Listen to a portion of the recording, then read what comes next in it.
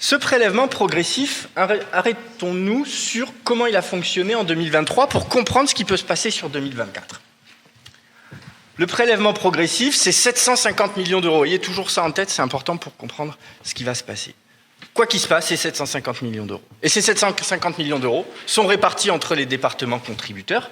44 vont financer la première tranche de ce fonds, 25 départements la deuxième tranche, et 3 départements, ceux qui ont le plus de droits de mutation, Paris, les Alpes-Maritimes et le Var, vont contribuer à la troisième tranche du fonds, la somme des 3 tranches faisant les 750 millions d'euros. En 2024,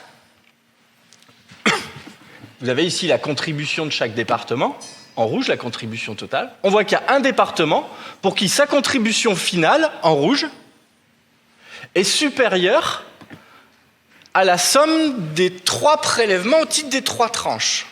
Qu'est-ce qui s'est passé pour ce département-là ? Il a bénéficié du plafonnement à 12%. Alors ça veut dire quoi ?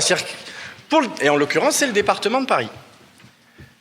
Vous avez là, sur un tableau pour l'ensemble des 44 départements contributeurs au fonds de péréquation 2022 dans sa part prélèvement progressif, les différents montants de calcul. Regardons Paris.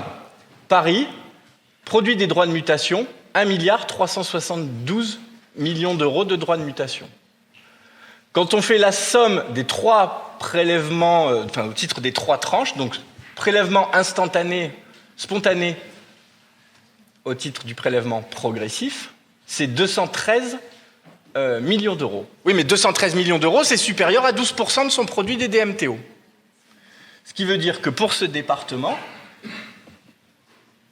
son prélèvement progressif, spontané, a été réduit de 49 millions d'euros pour qu'il soit in fine à 12% de son produit de DMTO maximum.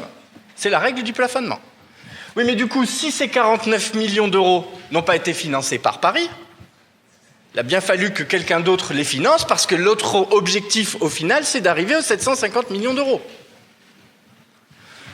Qu'est-ce qui s'est passé ? Ces 49 millions d'euros ont été financés par les 43 autres départements.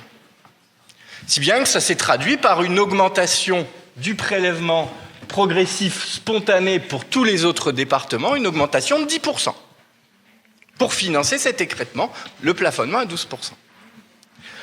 Alors pour 42 départements, pour être précis, le 43e, c'est le département des Alpes-Maritimes qui, lui, s'est retrouvé à son tour plafonné.